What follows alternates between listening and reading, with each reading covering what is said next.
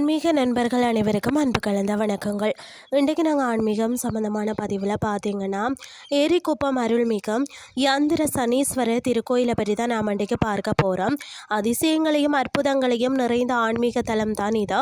அதை பற்றி வாங்க நாம் இன்றைக்கு பார்க்கலாம். நவகிரகங்களில் முதன்மையான நீதி தேவனான சனி பகவான் தான் சூரிய பகவானுக்கும் சாயா தேவிக்கும் புரட்டாசி மாதத்தின் முதல் சனிக்கிழமை அன்று அவதரித்தாராம்.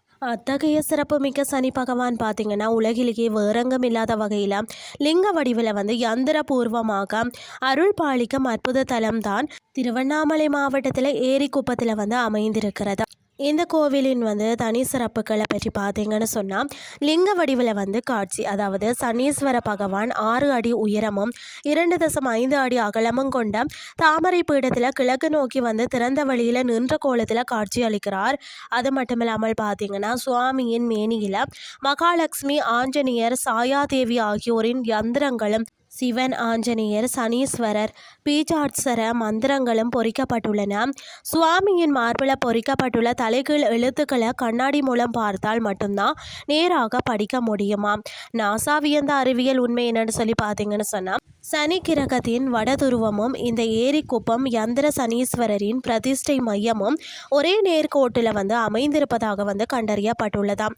சுமார் 600 ஆண்டுகளுக்கு முன்பு பார்த்தீங்கன்னா சம்புவராய மன்னர் ஆட்சி காலத்தில் தான் அவரது படைத்தளபதிக்கு ஏற்பட்ட விபத்து மற்றது அசரீரியின் வழிகாட்டுதலால் சனி தோஷம் நீங்க இந்த யந்திரலிங்க சிலையை பிரதிஷ்டை செய்யப்பட்ட திருக்கோயில் உருவாக்கப்பட்டதாம். பிரார்த்தனை பலன்களை பார்த்தீங்கன்னா 7.5 சனி, அஷ்டம சனி, கண்டக சனி இதில் எல்லாம் பாதிக்கப்பட்டிருக்கிறவங்க இங்கே சிறப்பு வழிபாடு செய்தால் தோஷங்கள் விலகுமாம். அது மட்டும் இல்லாமல் பார்த்தீங்கன்னு சொன்னால் புதிய தொழில் தொடங்குறவங்க, வீடு கட்டுறவங்க, மற்றது நீதிமன்ற வழக்குகளால் அவதிப்படுறவங்க தங்கள் பத்திரங்கள், ஆவணங்களை சுவாமியின் பாதத்தில் வச்சு ஆசி பெறுகிறாங்க.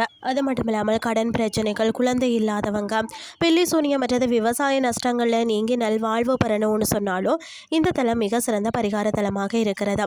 ஒவ்வொரு வாரமும் சனிக்கிழமைகளில் திருவிழா கோலம் பூணும் இந்த தலத்திற்கு வருகை தந்த யந்திர சனீஸ்வரரின் பரிபூர்ண அருளை பெற்று நலம் பெறுவோம்னு சொல்லி கூறிக்கொண்டு இன்றைய ஆன்மீகம் சார்ந்த பதிவை நிறைவு செய்து கொள்கிறேன்.